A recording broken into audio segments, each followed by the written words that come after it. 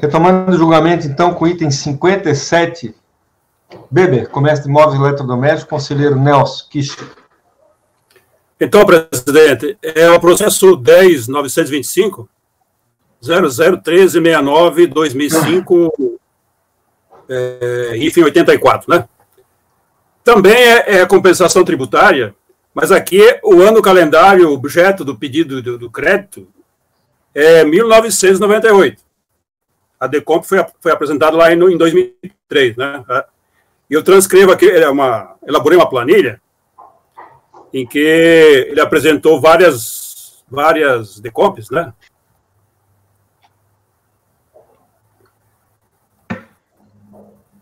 Veja aqui, naqueles processos anteriores, ele fez as retificadoras no âmbito do lucro real anual e sofreu o arbitramento, né? Escrituração emprestada. Neste ano de 98, porque lá a autuação foi no ano 2005, a fiscalização, mesmo tendo aplicado lá 173, não conseguiu abarcar 98, já estava decaído. Por isso que ele não foi objeto do auto de infração lá que desclassificou a escrituração contábil, né? Porque aqui já estava, o exercício 98 já estava fulminado pela decadência. E ele apresentou essas retificadoras aqui no final de 2003. E no âmbito do lucro presumido. Você vê, código do IRPJ 2089, né? Por isso que ele é diferente dos outros processos, porque esse ano não teve autuação. Ele fez a retificadora aqui no âmbito do lucro presumido.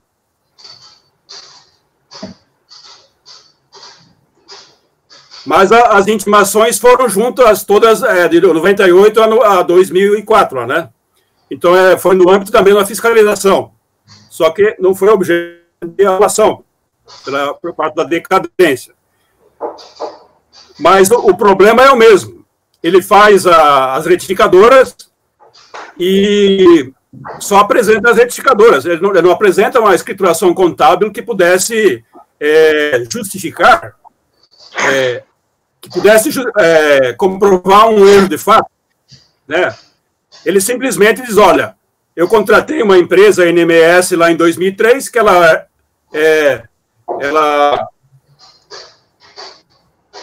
recompôs a escrituração toda, né? Ele fez uma nova escrituração e apurou esses créditos aqui de IRPJ, lucro presumido, Código de Receita 2089. Então, esse processo aqui não depende de nenhum outro, não dependia e não depende de nenhum outro processo.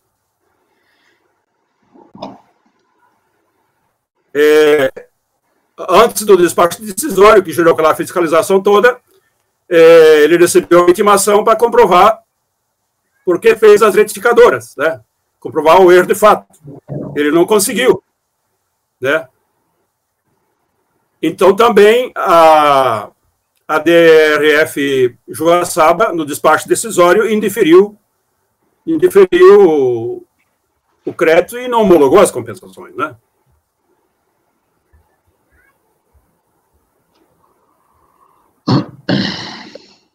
Aí o contribuinte alega as mesmas razões, dizendo que essas retificadoras, que as provas constam do processo tal, 2062, que ainda está no CARF para analisar lá o ano calendário 2002, de um crédito também que foi processo que já está prejudicado por esse julgamento lá da Câmara Superior, decisão definitiva, né? Mas eu consultei aquele processo, o processo 2000 o processo que ele alega lá, que está pendente, 2005-62, ele só juntou a escrituração contábil e as retificadoras do ano calendário 2002. Não tem nada de 98. Não tem nada de 98. Eu já olhei lá.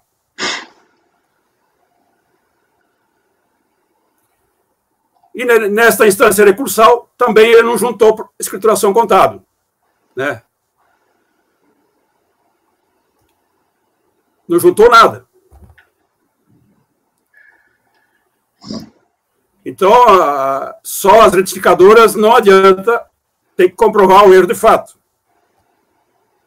Então, esse é o relatório, né? Esse processo também, agora o voto, também na época foi convertido em diligência. Mas aí, depois a gente percebeu que realmente ele não tinha conexão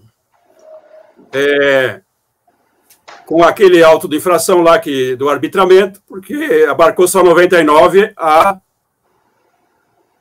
2004.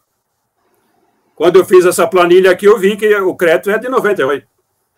Né? Não foi objeto esse ano não foi objeto de arbitramento. Ele fez as retificadoras, mas ele não trouxe aos autos a escrituração contábil e os documentos de suporte, de acordo com o artigo 923 do RIR 99 e atual 967 do RIR 2018, né, que é a escrituração contábil. Quanto aos fatos nela registrados, faz prova, quanto aos fatos nela registrados, mas com os documentos que dão sustentabilidade a esses lançamentos, a esses fatos registrados, né? Então, esse processo aqui é mais simples, né? Ele não tem conexão com nenhum processo.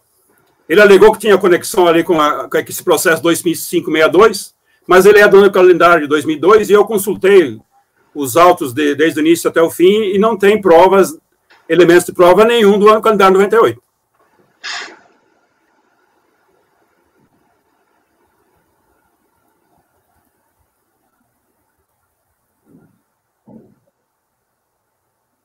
Então, o meu voto tem ali o título aí, identificados os pontos controvertidos, eu passo a enfrentá-los. Então, tem aqui o item seguinte, compensação tributária, direito creditório, pagamento individual maior, lá no âmbito do lucro presumido, né? Erro de fato, ônus da prova, crédito não comprovado, pedido de diligência também fiscal, perícia, técnica e outras provas também. Eu acabei indiferindo porque não é caso, ele não produziu, não trouxe a escrituração contábil, não produziu a prova, o ônus probatório do direito creditório é do autor, né? Ele tem que provar o fato constitutivo do direito alegado, né? De acordo com o artigo 373 do CPC, inciso 1, ao autor compete comprovar o fato constitutivo do seu direito. Essas provas não chegaram aos autos, nem nesta instância, né? Então, não tem conexão com nenhum processo, inocorrência, né?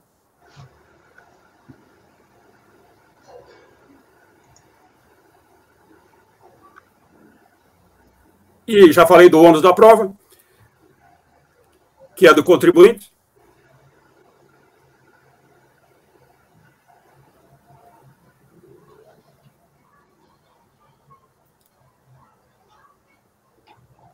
Como ele fez a recomposição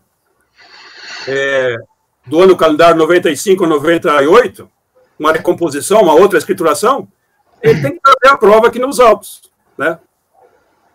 Não veio, as provas não vieram. Estou passando aqui rapidamente pelo meu voto.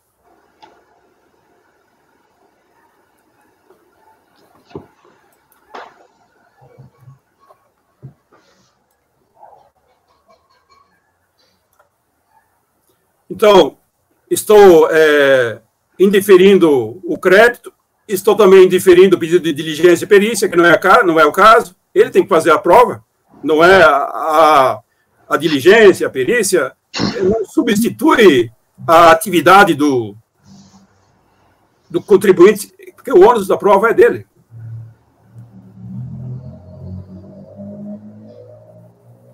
Pelas razões expostas, indifiro o pedido genérico de realização de diligência e de perícia técnico-contábil. Por tudo que foi exposto, voto para indeferir o pedido de realização de diligência e perícia e, no mérito, negar provimento ao recurso voluntário pela inexistência do crédito pleiteado. Muito bem. Muito bem. O voto do doutor Camerano nem preciso perguntar, né? Mas vamos perguntar mesmo assim. Sim. Não tem todo aquele imbróglio lá dos anos anteriores, é uma coisa mais pontual, então eu acompanho o relator. Daniel. Presidente, não é a mesma questão que a gente discutiu nos outros três, porque, de fato, como o próprio relator falou, não tem conexão com aquele outro processo, apesar de que também teve diligência nele, também para esperar, para sobrestar. Então, esse é mais tranquilo, esse eu acompanho integralmente o relator. Ok. Doutor Carlos. Acompanho o relator. Doutora Luciana. Acompanho o relator. Doutora Letícia. Acompanho, sim. Doutor Eduardo. Acompanho também, presidente. Então, por unanimidade de votos, indeferir o pedido de realização de diligência de perícia e, no mérito, negar provimento ao recurso. Ok? Muito bem. Passemos, então, ao item 58, da qual eu mesmo sou relator. Na realidade, o item 58 e 59 são dois processos idênticos. A única coisa que muda é o tributo. Um trata da CSL, o outro trata do imposto de renda. Esse 58 trata da CSL, tá? Deixa eu abrir o voto aqui. Já está aberto, na realidade. Todos com ele aberto aí? Ainda não.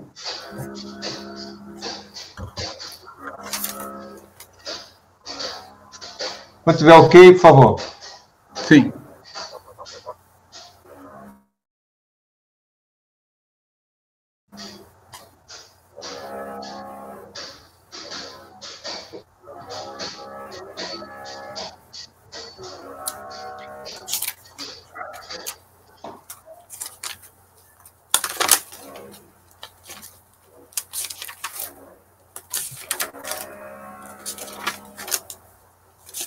Ok?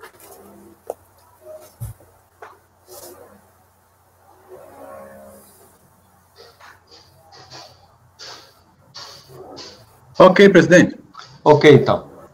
Então, trata-se de um pedido de restituição e compensação, onde o contribuinte alega pagamento indevido da CSL do período de apuração de julho de 2004, ou seja, pagamento realizado em 31 de agosto de 2004. Na sua manifestação de conformidade, ele alegava que teria declarado e pago de forma errônea.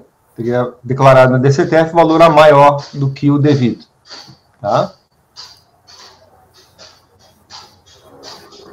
Processo, singelamente, esse é o motivo pelo qual é o motivo que ele alegou na sua manifestação de conformidade. A DRJ de Florianópolis, não, foi do Rio de Janeiro, na realidade, vamos ser justos. A DRJ do Rio de Janeiro, ela negou provimento ao recurso por ausência de prova. Não estaria cabalmente provado o direito ao crédito. Tá? Resignada, a recorrente apresentou recurso voluntário, onde ela repete os mesmos argumentos da manifestação de inconformidade, apenas com um adendo, que a DRJ não poderia ter negado provimento ao recurso dele apenas pela falta da apresentação da DCTF retificadora. Essa DCTF retificadora ele só veio a apresentar após a apresentação da manifestação de conformidade. Tá? Ele apresentou essa DCTF retificadora depois do despacho decisório e após a apresentação da manifestação de inconformidade. Tá? Bom, vamos ao voto direto.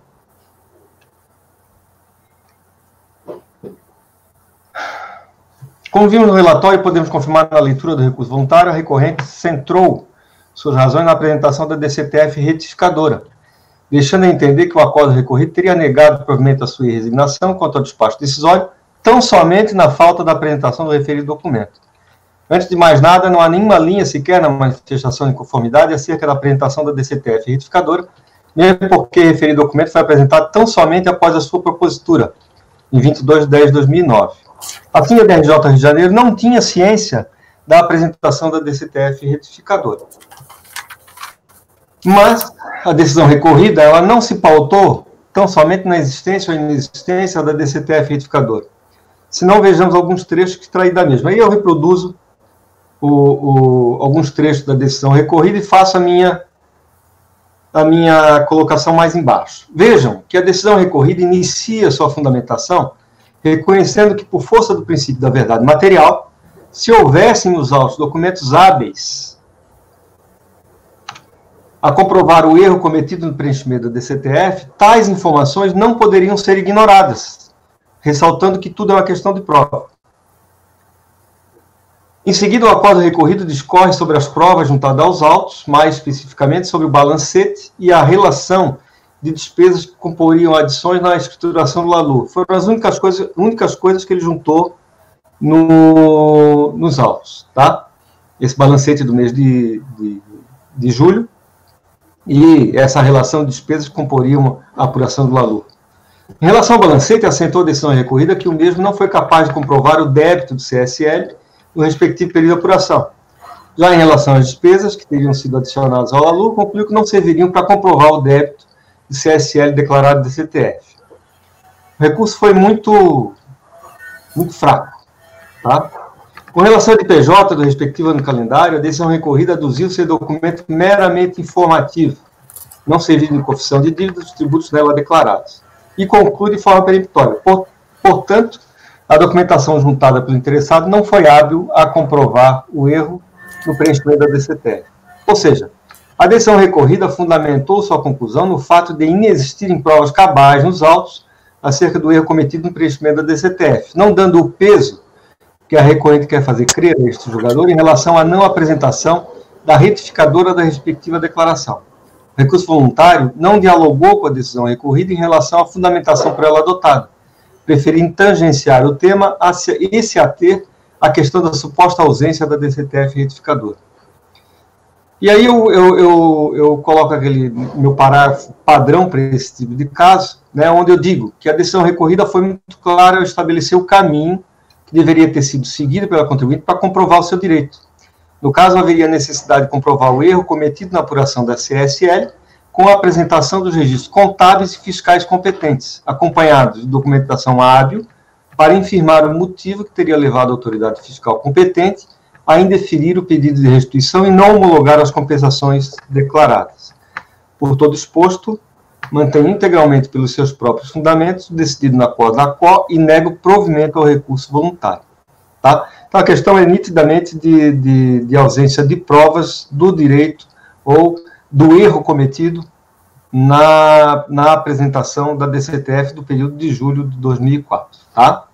Se tiver alguma dúvida, eu até coloquei aí na pasta os principais documentos que constam do processo, se vocês tiverem alguma dúvida, para poder consultar com mais facilidade, tá?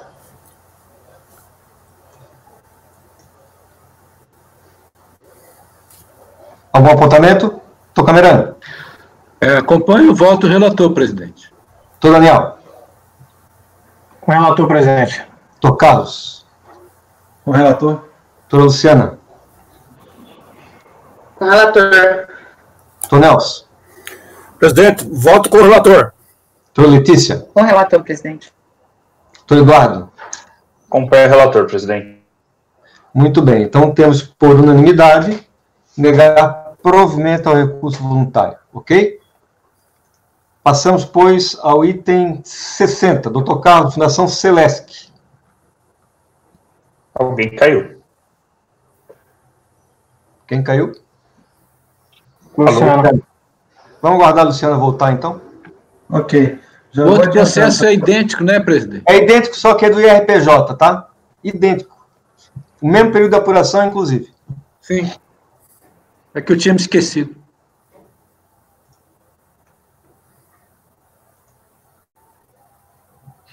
O recurso voluntário foi... Bom, a manifestação de conformidade já não foi boa. O recurso voluntário foi genérico. Tinha um grande conselheiro da nossa turma que falava que isso era um churumelas.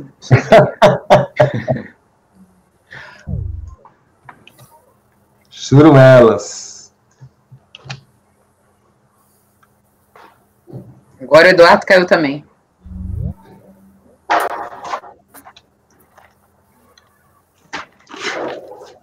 Só para ajustar aqui o som.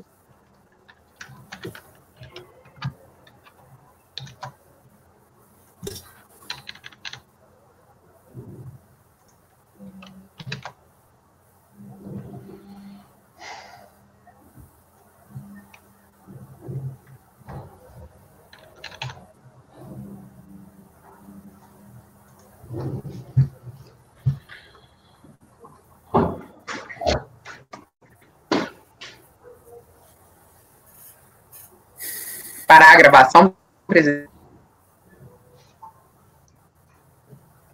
Dá mais um tempinho para ver se ela volta. Letícia, a tua imagem também tá... Bom, tu desligou a imagem.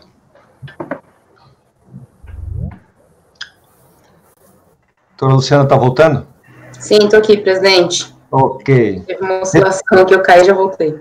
Retomando, então, item 60. Doutor Carlos, Fundação Celesc.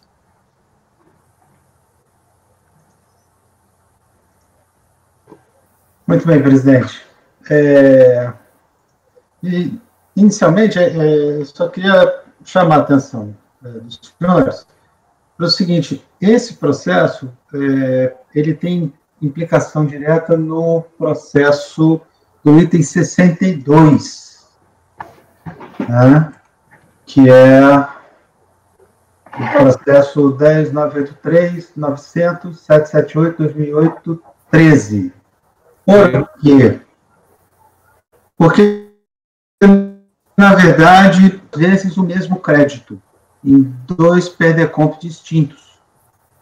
E cada um foi parar num processo diferente. Né? Cada um é objeto de um PDComp distinto, uma decisão, um despacho decisório próprio, cada um foi com uma DRJ diferente, né? Então tem caminhos distintos. Eu começo pelo item 60, porque este é o primeiro processo, o processo formalizado em 2006, certo? Certo. Muito bem. Então, vamos lá. Aqui, presidente, PDComp, pagamento indevido ao maior de imposto de renda, valor de R$ 100.780,50, num DARF de R$ 499.512,98. Vocês vão ver que depois, quando eu inicio o outro, eles são exatamente as mesmas informações, né? Então, foi utilizado na declaração de compensação, a Delegacia da Receita Federal de Florianópolis indeferiu devido à utilização integral para quitar débito declarado em DCTF. É o caso típico que nós costumamos pegar aqui, né? Diante da decisão administrativa, o contribuinte, ele disse que tinha cometido um erro na DCTF e que ele iria retificar a DCTF. É assim que ele coloca na manifestação de inconformidade, né? E foi para a DRJ para julgamento, né? Então, na primeira instância, a DRJ de Florianópolis, ela julgou improcedente em razão da ausência de comprovação, né? Então, não havia sequer a retificação da DCTF, então não havia comprovação do crédito, né? Então, aí a contribuinte, no recurso voluntário, ela primeiro faz uma alegação preliminar, né, de nulidade da decisão da DRJ, que teria deixado de verificar elemento essencial ao deslinde da controvérsia, cerceando seu direito de defesa. E quanto ao mérito, ela afirma que o IRPJ é apurado, como é uma fundação voltada para apuração para manutenção de direitos previdenciários, né, dos trabalhadores da Celesc, né, ela é sujeita ao regime especial de tributação lá da medida provisória 2222, né? Então, segundo a contribuinte, no primeiro trimestre de 2003, que é o período nós estamos tratando aqui, teria incluído equivocadamente os valores de custeio administrativo e cota de quitação por morte na base do imposto de renda. Esse equívoco teria redundado no pagamento a maior do imposto de renda de R$ 107.665,85. Então, eu colo a tabelinha que ela colocou no recurso, né, de qual seria a apuração do IRPJ correta, né, tendo em vista esse erro em função da apuração própria dessas entidades, né, prevista lá pela MP 2222. Para instruir a peça recursal, a contribuinte juntou, agora sim, a retificação da DCTF e balancetes de janeiro a março de 2003, balancetes do período, né, e aí pugnou pelo deferimento do crédito. Né. Muito bem, esse é o relatório. Passando ao voto. Bom, quanto à nulidade da decisão de piso, eu estou afastando, porque, na verdade, o que eu estou dizendo aqui é que a DRJ analisou o mérito e chegou à conclusão de que não havia elementos de prova para dar sustentação ao crédito pleiteado, não tinha sequer a retificação da DCTF. Né? Então, eu estou afastando aí essa alegação de nulidade. No mérito, eu estou propondo a conversão em diligência. Né? Muito bem. Se forem aqui, já na página 6, né? Depois da jurisprudência, né, que trata da necessidade da comprovação do erro de fato, com base na escrituração contábil e elementos de prova, eu digo, a contribuinte logrou apenas fazer um início de prova. Né? Ela vale lembrar que apresentou que ela alegou que teria se equivocado na apuração da base de cálculo do imposto de renda, na manifestação de conformidade, não apresentou nenhum elemento de prova, não detalhou qual seria o erro, né? Só em sede de recurso voluntário que a contribuinte detalhou essa alegação de erro na apuração do imposto de renda, apresentou a retificação da DCTF e os balancetes. Né? Só que os balancetes apresentados não se prestam à demonstração da apuração da base de cálculo conforme a previsão. Ela não faz a segregação, ela não faz a apuração de acordo com a medida provisória 2222. Então, é possível, a partir dos balancetes, identificar de forma inequívoca essas contas e ver se realmente ele incluiu na base de cálculo do imposto rubricas que não deveria ter adicionado. Né? Aliás, é oportuno ressaltar que há algumas inconsistências entre a manifestação de conformidade e o recurso voluntário. Né? Assim, a argumentação entre um e outro, ela apresenta algumas diferenças relevantes, que teriam que ser checadas também numa possível diligência. Então, na manifestação de conformidade, o contribuinte comparou o montante do DARF no valor de R$ 499.512 com o imposto devido, que teria sido reduzido deste valor para R$ 398.732. Já no recurso voluntário, ela afirmou que o IRPJ foi corrigido de 682 para 575, e que o débito de IRPJ teria sido pago em 2 DARFs, aí sim, um no valor de R$ 499.512 e o outro no valor de R$ 183.447.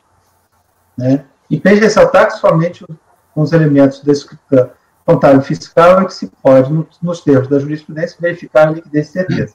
Então, eu estou propondo a conversão em diligência nos seguintes termos, né, para que a autoridade administrativa possa, em relação à apuração do imposto de renda do primeiro trimestre de 2003, intimar a contribuinte a apresentar os elementos de escrita fiscal, contábil e fiscal, bem como os documentos de suporte, que entender necessários para verificar se, de fato, a escrituração aponta que o IRPJ devido era de 575,94, manifestar-se acerca do efetivo pagamento a maior do imposto, quando comparado o pagamento com a escrituração, ou seja, fazer esse batimento, né, se o valor do imposto é tanto e o em relação ao pagamento, aí, após a diligência, a contribuinte deve ser intimada para se manifestar no prazo de 30 dias e retorna para o julgamento. Então, em síntese, esse é o meu voto. Ok. Aberto à discussão. Alguém quer fazer alguma colocação? Tô camerando. Essa questão do regime especial de tributação não foi sequer aventada lá para a primeira instância, não é isso, doutor Carlos? Nada, absolutamente. Evidentemente, se não baixássemos em diligência, teríamos que negar provimento ao recurso. Como bem dito pelo conselheiro, está havendo uma tentativa aqui de provar um eventual crédito, né? Não se trata simplesmente de uma simples procrastinação. Então, eu acompanho o voto relator. Doutor Daniel. Presidente, eu também acompanho, eu acho que é uma cautela que precisa ser tomada. É uma fundação de seguridade, tá? A taxa de administração, ela é inclusive exigência legal na regulamentação dessas atividades, então de fato ela existe, né? Não há dúvidas quanto a isso, então eu acho que tem uma fumaça aí de direito, que eu acho que por cautela a gente precisaria analisar melhor, então acompanho. Como é bom termos especialistas de diversas áreas, né, para que possamos nos esclarecer melhor. Doutora Luciana. Acompanho, presidente. É bom tomar esse tipo de precaução e realizar essa diligência, sim, para verificação desses indícios. Eu ouvi a sua voz, vi a sua imagem, mas ela está congelada, tá? Então, peço para a senhora dar um refresh aí. Já coletei seu voto, tá? Doutor Nel. Presidente, voto para o relator. Doutora Letícia. Acompanhe, presidente. Doutor Eduardo. Gosto de diligências também. Acompanho, presidente. Então, por unanimidade de votos, converter o julgamento em diligência nos termos do voto do relator. O senhor quer passar para 62 agora? Exatamente, presidente. Então, passemos a 62.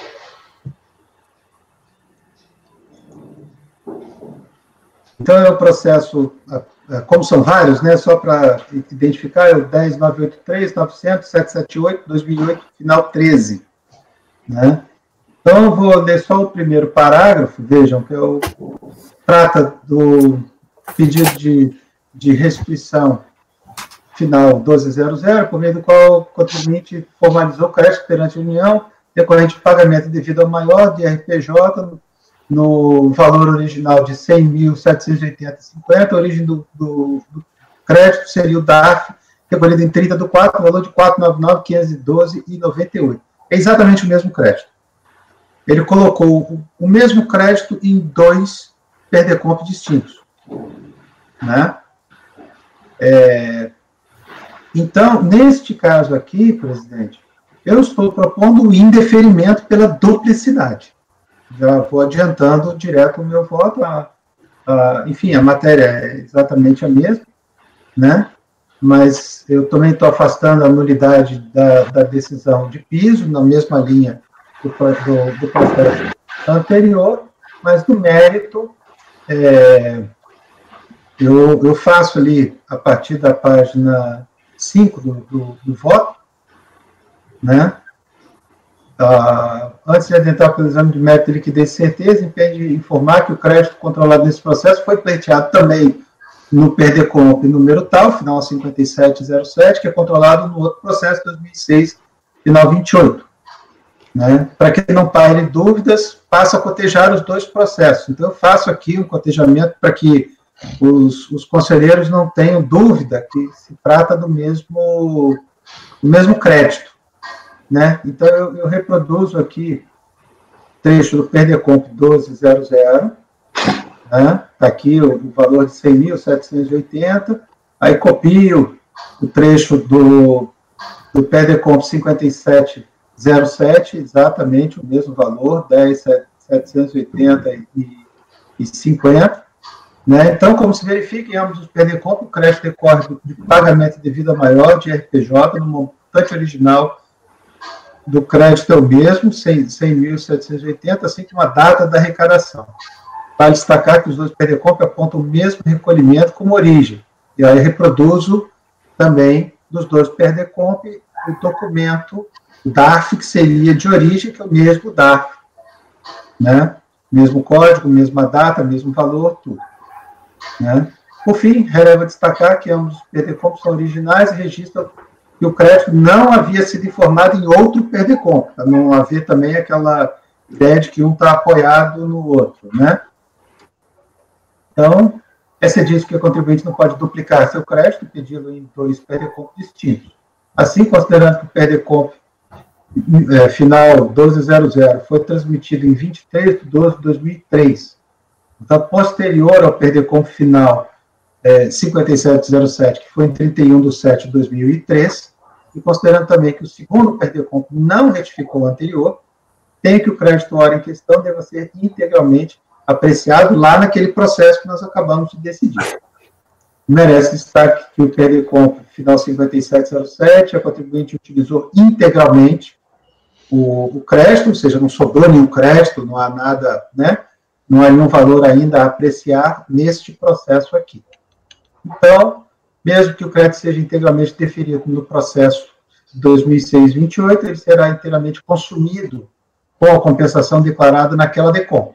Assim, por consequência lógica, no presente processo, peço que o crédito deva ser indeferido e a compensação não homologada. Então, eu voto por afastar a preliminar de nulidade e, no mérito, por negar provimento ao recurso voluntário. Só por curiosidade, isso não foi notado pela DRJ ou eles não foram julgados em conjunto? Não, foram julgados em DRJs distintas. Ah, tá. Ok. Doutor Camerano. Eu acompanho o relator, presidente. Doutor Daniel. Com relator, presidente. Doutora Luciana. Com relator, presidente. Doutor Nelson. O relator, presidente. Doutora Letícia. Com relator, presidente. Doutor Eduardo. Acompanho, presidente. Então, por unanimidade de votos, afastar a preliminar de nulidade de decisão de piso e, no mérito, negar provimento ao recurso voluntário. Ok? Voltamos ao item 61, é isso? Só uma perguntinha, eu não queria só tumultuar o julgamento, porque eu concordo com a decisão, só queria saber se não seria, se a gente anexar esses processos, ele não desce para cobrança, né?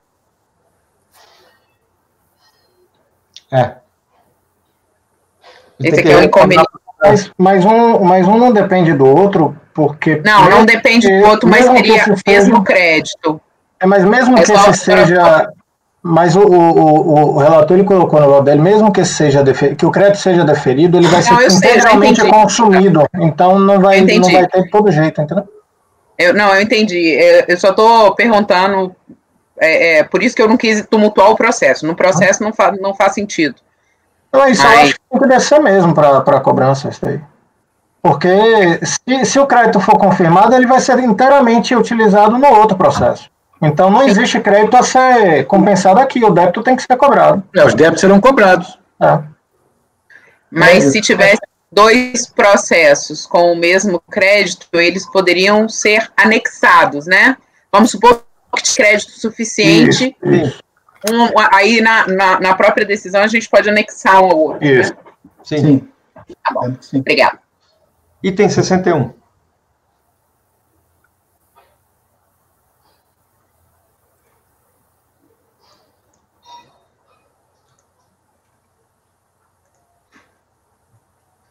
Bom, presidente, aqui é o seguinte, aqui nós temos uma sequência, nós temos os itens 61, 63 e 64, que tratam da mesma matéria, na verdade, né? Só que períodos diferentes, né? O item 61 é o pagamento de RPJ relativo ao primeiro trimestre de 2002, o item 64 é o terceiro trimestre de 2002 e o item 63, o quarto trimestre de 2002. Ok. Né? Mas é a mesma matéria, certo? Ok. Muito bem, então, PERDECOMP, né, o PER final 5317, pagamento individual maior de imposto de renda no valor original de 59.659, origem é um dado pago em 30/4/2002, o valor de 301 mil. Né? Ele foi parcialmente utilizado na DECOM. A DRF Florianópolis fez o despacho decisório, indeferiu o crédito. A razão do indeferimento foi a utilização integral do DARF para quitação de débito declarado em DCTF. Né? Mesma questão. Né? E resignada, a contribuinte apresentou manifestação de inconformidade, alegou que havia cometido um erro no preenchimento da DCTF, que havia procedido à retificação da declaração para solucionar a questão. A DRJ de São Paulo julgou improcedente, né, a razão de decidir foi a ausência de elementos probatórios, né, que atestassem a certeza e liquidez do crédito. Aqui eu tenho uma parte do acordo, né. A inconformada, a contribuinte interpôs o recurso voluntário. Novamente, ela pugnou pela nulidade da decisão de primeira instância, nos mesmos moldes, né, que os dois processos anteriores. Quanto ao mérito, alegou inicialmente que havia por ADRPJ pagar no primeiro trimestre de 2012 no valor de 558.017. Esse valor teria sido quitado com dois DARFs, um de 301.245 e o outro de 256.771. Posteriormente, teria verificado que incluiu na base de cálculo de imposto alguns valores indevidamente. O valor correto do débito seria de 550.379.69. Em seguida, asseverou que a DCTF original apresentava um débito no período de apuração de março de 2002, no valor de 301 mil, seria o valor exato do DARF, mas que o débito correto seria 241. Tem essas inconsistências na argumentação. A contribuinte argumentou que, em função do princípio da legalidade, da moralidade, o Estado não pode se apoderar dos valores, sendo indevidos, não deveriam compor as receitas do Estado. Né? Muito bem, passo ao voto. A nulidade da decisão de piso eu estou afastando exatamente na mesma linha dos dois anteriores, ou seja, a DRJ entrou no mérito, apreciou e disse que não havia elementos de prova para dar liquidez e certeza ao crédito. Mérito. Né? Bom, já passando a página 6 ali do voto. A questão posta na espécie é a desconstituição do débito declarado em DCTF. Né? Então, tem que comprovar qual é o débito condizente com a verdade material. Né? Então, eu trago aqui a legislação que trata da matéria.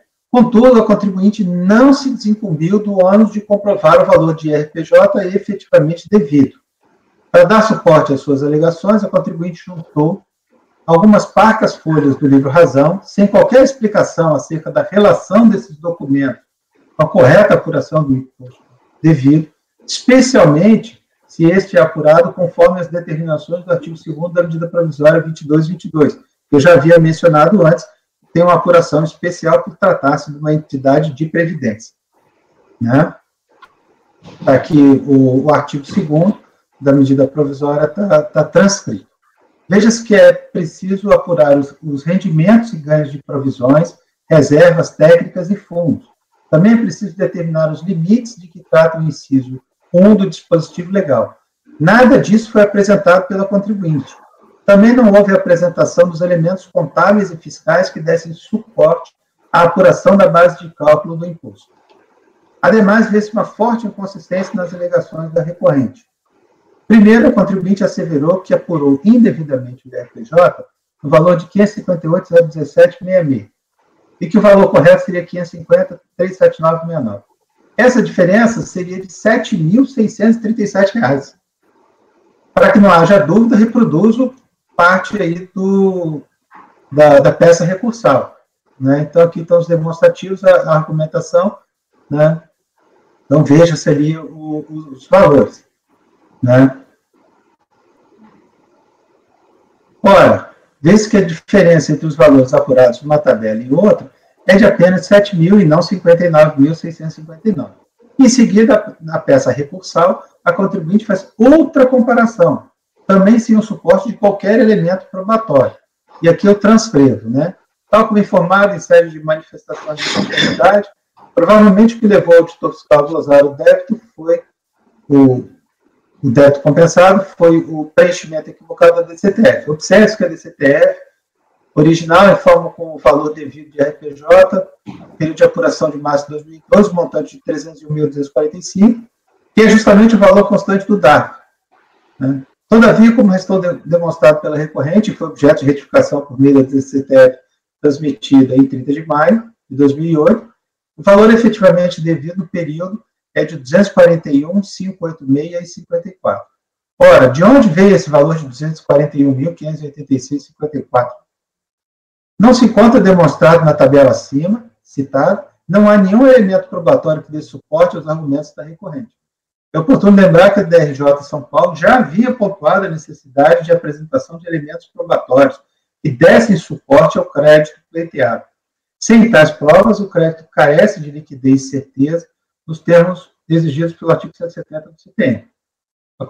A contribuinte não logrou fazer a prova, sequer um início de prova. Diferente do outro, em que ela trouxe os balancetes, trouxe uma coisa mais robusta, nessa aqui eu trouxe umas folhas do razão que não se conectam com as alegações que ela faz, além dessas inconsistências.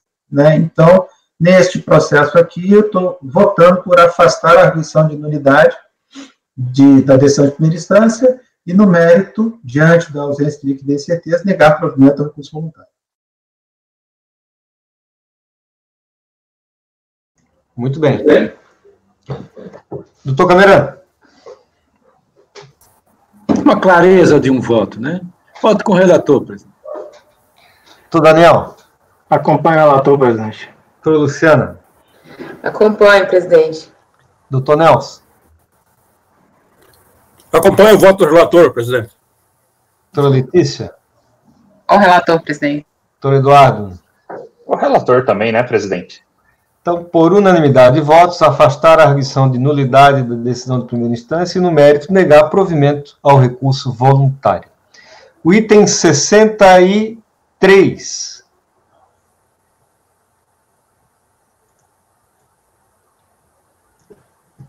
O item 63 é o processo 10.983.900.783/2008-26. Né? Só para a gente não fazer confusão. Devido ao grande número de processos, eu mesmo, quando fui fazer esses processos, eu examinei o primeiro, examinei o segundo, quando eu chego no terceiro, eu falei assim, peraí, essa matéria eu já vi no outro processo. Aí, falei, mas essa aqui está nesse processo, está no outro também, aí que eu fui separando por períodos e trabalhando, por isso que eu fiz essa orientaçãozinha aqui para eu poder, na hora do julgamento, organizar. Muito bem. Então, vamos lá. Trata-se fundamentalmente da mesma matéria, né? PDCOMP, final 8577, pagamento indevido a maior de imposto de renda da pessoa jurídica, mesmo código 8972, né, no valor original de 114.604. A origem seria o pagamento, então, do DARF em 31 de janeiro de 2003, no valor de 552.469,74. Né? Ele foi integralmente utilizado na DECOMP. A DRF Florianópolis fez o despacho decisório, por meio do qual deferiu e não homologou a compensação. A razão foi a utilização integral do DARF para quitação do próprio débito de RPJ declarado em DCTF, relativo ao período encerrado em 31/12 de 2002. Quer dizer, esse aqui é o do quarto trimestre de 2002. Né? A contribuinte apresentou manifestação de inconformidade, dizendo que houve um erro no preenchimento da DCTF, que já havia procedido à retificação da declaração. Essa também foi para a DRJ de São Paulo, né, que também julgou improcedente a manifestação de inconformidade. A razão de decidir foi a ausência de elementos probatórios que atestassem a certeza e liquidez do crédito.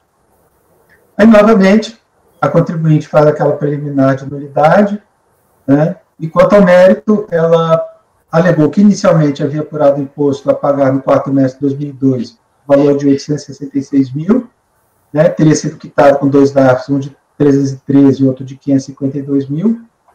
Posteriormente, teria verificado que incluiu na base de cálculo valores indevidamente. O valor correto do débito seria de 762 mil. Em seguida, asseverou que a DCTF original apresentava um débito de RPJ no período de apuração, no valor de 552, que o valor exato, que era o valor exato do DARF, né, mas que o débito correto seria de 437.865. A contribuinte, novamente, argumenta, né, o princípio da legalidade, moralidade, etc. Né? Muito bem. No voto, eu afasto a nulidade da decisão de piso, como nos anteriores. Né? Mesma coisa, a questão aqui é a comprovação da liquidez e certeza, né? Então, indo lá para a folha 6 do voto, né? Contudo, a contribuinte não se desincumbiu do ônus de comprovar o valor de RPJ efetivamente devido em 12 de 2002. Para dar suporte às suas alegações, ela juntou a peça recursal, novamente, parcas folhas do livro Razão, sem qualquer explicação acerca da relação entre esses documentos, correta apuração de RPJ, na forma da medida provisória, o artigo está citado aí, do artigo 2º. É preciso apurar os rendimentos, novamente a mesma questão. Né? Novamente, a inconsistência, né, nas alegações. Primeiro, a contribuinte asseverou que apurou indevidamente o IRPJ, valor de 866, e que o valor correto seria 762, ou seja, a diferença entre o valor apurado originalmente e o correto seria de 103.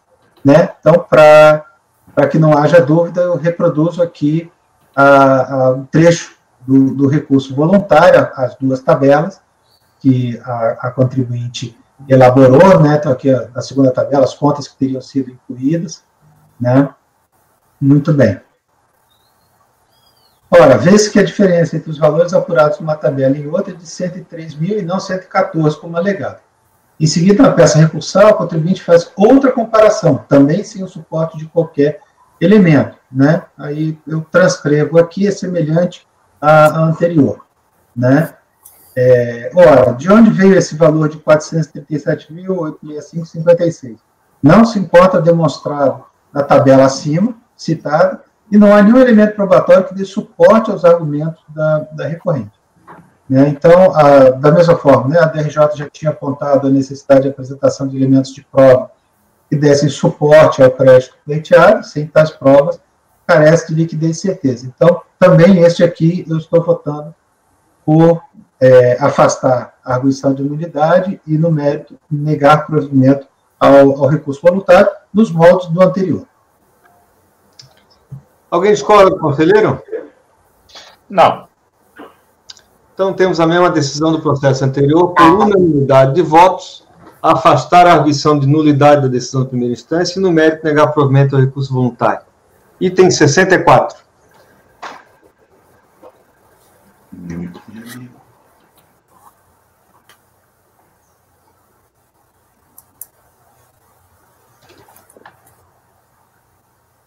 Muito bem, esse é o processo 10.983, 901, 148, 2008, 66. Né? Esse aqui trata da mesma matéria, agora o crédito é no valor original de 66.069, o DARF foi pago em 31/10/2012, esse se refere ao terceiro trimestre de 2002, no valor de 363, 361 e 30. Né? Então, tirando a diferença do período de apuração e dos valores envolvidos, a matéria é exatamente a mesma. Né? A DRE Florianópolis indeferiu, né, porque tinha sido utilizado para quitar débito declarado, a DRJ julgou improcedente por ausência de comprovação. Né? Está aqui a razão de decidir, é a mesma, né? E a contribuinte novamente apresenta recurso voluntário na primeira parte com a arguição de nulidade, né? E quanto ao mérito, alegou que tinha apurado o valor de 575, quitado com 2 DARFs, posteriormente verificou que incluiu na base de cálculo valores indevidamente, e o valor, então, correto seria de 587, né? Em seguida, asseverou que a DCTF original tinha um débito, aqui ela até se confundiu no mês, né, no período de apuração, o valor de 363,361, seria o valor exato do DARF, mas que o débito correto seria de 297, né? E aí, no voto, novamente, afasto a nulidade da decisão de piso, né? E no mérito, as questões postas são exatamente as mesmas, né? Indo lá para a página 6 do voto, a contribuinte não se desincumbiu do ônus de comprovar o valor do IRPJ efetivamente devido no terceiro trimestre de 2002, né? Novamente, ela juntou umas parcas folhas do livro-razão, sem relacionar isso com a apuração conforme o artigo 2º da medida provisória 2222, transcrito, né? E aí, novamente, algumas inconsistências, né? Primeiro, o contribuinte asseverou que apurou indevidamente o imposto no valor de 575 mil, que o valor correto seria 587, ou seja, a apuração seria superior ao montante inicialmente declarado e recolhido, está aqui transcrito da peça recursal, desde que a diferença entre os valores apurados uma tabela e outra é negativa e não positiva para a contribuinte, né, evidentemente, seguindo a demonstração feita pela recorrente, de chegar à conclusão de que o recolhimento é menor e não a maior, né? Em seguida, na peça recursal, a contribuinte faz outra comparação, também sem suporte, né, em que ela, ali no final, né, como restou demonstrado, que o objeto de retificação, por meio da DCTF, transmitida na data tal, o valor efetivamente devido ao período de apuração de dezembro de 2002 é de 297, ele novamente traz aqui uma outra informação, que não é dezembro de 2002, é setembro, né? Então, novamente, onde é que veio esse valor de 297, que não se encontra demonstrado, né? Então, novamente, a DRJ já tinha apontado isso, e eu estou votando novamente por afastar a nulidade e negar provimento ao recurso voluntário. Alguém discorda do conselheiro? Vejo pelas cabecinhas que ninguém discorda. Então, por unanimidade de votos, afastar a visão de nulidade da decisão de primeira instância e, no mérito, negar provimento ao recurso voluntário. Item 65.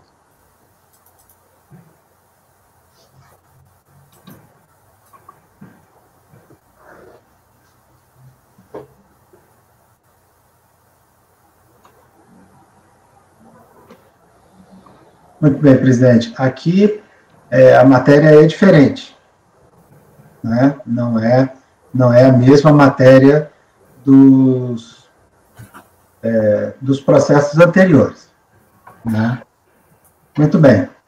Então, também perder ponto. Então, não queremos voto só pelas cabecinhas. Então, aqui, eu perder conta, formalizou crédito perante a União de pagamento indevido de imposto de renda, PIS e COFINS, parcelados no âmbito do RET, do regime especial de tributação, previsto pela medida provisória 2222. Né? Então, tinha lá um parcelamento especial nesse regime, né, que trata da tributação dos planos de benefício de caráter previdenciário. Então, estão aqui, são 4 PER, o tributo, o valor original, e o DARF que teria originado cada um desses pagamentos, né? Os créditos formalizados nos PER acima relacionados foram utilizados nas respectivas decompos para extinguir débitos de responsabilidade da contribuinte, né? A DRF Florianópolis emitiu despacho decisório, indeferindo os créditos formalizados pela contribuinte, não homologando. Em essência, a razão apontada pela autoridade administrativa foi a integral alocação dos DARF em questão para a quitação de débitos parcelados no âmbito do RET, conforme o artigo 5º da medida provisória. Eu reproduzo aqui o artigo 5º da medida provisória 2222. Para que se compreenda, o pedido da contribuinte, bem como a razão apontada pela fiscalização para o indeferimento, é preciso fazer uma pequena digressão acerca dos fatos inerentes à opção pelo regime especial de tributação da MP. Vocês vão me permitir ler rapidamente, não é uma matéria usual nossa, né, então eu fiz essa pequena menção aqui. Muito bem, ela fez a opção em 28/12/2001, a partir da opção passou a realizar o pagamento de débito de imposto PIS e COFINS parcelados conforme as disposições do artigo 5º. A Delegacia de Florianópolis abriu um procedimento fiscal para verificar se os pagamentos de débitos parcelados haviam sido feitos de acordo com as normas de regência, uma vez que tais pagamentos figuravam requisito para a permanência da contribuinte no RET. Esse procedimento foi controlado no processo final 38. Essa informação ela é importante, né? O procedimento culminou com a homologação dos pagamentos efetuados. Veja que o sentido aqui do procedimento era apenas ver se o que estava parcelado estava sendo pago para fins de manutenção da contribuinte no parcelamento especial, né? Uma vez que se não tivesse sendo pago, ela poderia ser excluída do parcelamento. Despacho decisório. Os créditos formalizados pela contribuinte dos PRDCOMP mencionados decorreram dos pagamentos realizados no âmbito do parcelamento do RET, conforme descrito pela autoridade fiscal. Aí a transcrição. Conforme será visto à frente, a contribuinte alega que os pagamentos foram feitos a maior por ter incorrido em erro na apuração das respectivas bases de cálculo. Ao analisar os PRDCOMP, a autoridade fiscal constatou que os débitos de IRPJ, PIS e COFINS haviam sido confessados no âmbito do parcelamento. Desta forma, os respectivos créditos tributários haviam sido regularmente constituídos pela própria contribuinte. Quer dizer, aqui não é um débito declarado no DCTF, mas é um débito confessado no âmbito do parcelamento, o que dá o mesmo efeito, né? Muito bem. A fiscalização, então, concluiu que os DARF em questão haviam sido integralmente utilizados e não havia saldo a repetir. Na manifestação de inconformidade, a essência das alegações da contribuinte era a ocorrência do erro na apuração dos débitos de IRPJ, PIS e COFINS que foram parcelados no âmbito do RET. Assim, o erro na apuração das bases de cálculo teria levado a pagamentos maiores do que o devido. Ele teria pago mais no parcelamento. Para detalhar as alegações da contribuinte na manifestação de conformidade, eu reproduzo parte do relatório da autoridade julgadora de primeira instância. Depois eu trago isso aqui, mas a gente consegue ver lá no voto. Em primeira instância, a manifestação de inconformidade foi julgada improcedente. Né? Está aqui a decisão, a ementa da decisão. A razão de decidir, adotada pela autoridade julgadora qual foi a inexistência de elementos de prova que dessem suporte à alegação de erro na apuração das bases de cálculo dos tributos, conforme se pode verificar no seguinte trecho, e aqui eu reproduzo. E resignada com a decisão de primeira instância, a contribuinte interpôs o recurso voluntário. Novamente, preambularmente, pugnou pela nulidade da decisão de PIS, essa matéria exatamente como as anteriores. Na matéria de direito, a recorrente reeditou as alegações fundadas na legislação de regência, na doutrina e na jurisprudência, acerca do direito à repetição de indébito, que foram bem detalhados no relatório da DRJ. Merece destaque nas alegações da contribuinte o ponto em que passa a descrever quais teriam sido os erros cometidos na apuração das bases de cálculo dos tributos. Trago à colação parte da fundamentação da recorrente. Né? Então, ela diz, por ocasião do pagamento realizado quanto sua opção pela anistia provocada pela MP, a recorrente consolidou um ganho líquido com as rubricas abaixo demonstradas e, ao final, tributou as receitas alíquota de 20%, oferecendo a tributação às receitas de imóveis. Contudo, os resultados obtidos com imóveis não são tributáveis na fonte para as entidades fechadas de previdência complementar. Desta forma, a entidade recolheu indevidamente fontes sobre operações com imóveis. Veja-se o valor histórico dos créditos indevidamente pagos, tem essa tabela. Não obstante de se ver na planilha acima que a recorrente recolheu indevidamente fontes sobre aplicações em títulos de renda fixa, fundos de rendimento de renda fixa e renda variável, o que também colaborou para o acúmulo dos créditos aqui debatidos. Em síntese, né, a contribuinte sintetiza. Basicamente, o pagamento devido da recorrente ocorreu sobre a apuração do imposto de renda retido na fonte, sobre rendimentos imobiliários, renda fixa e fundos de investimento e renda variável. Né? Quer dizer, houve o erro ali na apuração da base de cálculo desses itens. Ao final, a recorrente pediu a reforma da decisão, a homologação das compensações. Então, eu enfrento aqui novamente, já no voto, né, a nulidade da decisão de piso, afastando como nas anteriores. Mérito. A partir do relato acima, vê-se que o crédito pleiteado pela recorrente já havia sido integralmente utilizado para quitar débitos no RET. Essa foi a razão do indeferimento. Né? No processo administrativo, ele tem a possibilidade de comprovar a ocorrência de erro na apuração das bases de cálculo dos tributos confessados, então, no parcelamento. Não exacerba lembrar que o artigo 5º do MP permitia o parcelamento, permitia expressamente a disciplina do artigo 17 da 9779, que dispunha, né, que o pagamento nesse artigo importa em confissão irretratável da dívida. Portanto, os débitos confessados no âmbito do parcelamento do RET constituíam os respectivos créditos tributários. Mesmo efeito de apresentar isso numa DCTF. Assim, a questão posta na espécie é a desconstituição do débito confessado, no âmbito do parcelamento especial, que requer a comprovação de qual é o débito condizente com a verdade material. Né? Então, está aqui a legislação, mas a comprovação de erro, de fato, deve ser suportada por elementos de prova, com a escrita contábil e fiscal, com base em documentos hábeis e idôneos. Ora, a questão posta é essencialmente probatória e é recorrente, apesar de fazer um longo discurso acerca da legislação de regência, da doutrina e da jurisprudência, acerca do direito, em tese, a repetição de valores recolhidos indevidamente e de haver iniciado uma explicação sobre quais os erros que teriam sido cometidos, não se desincumbiu do ônus de comprovar o alegado.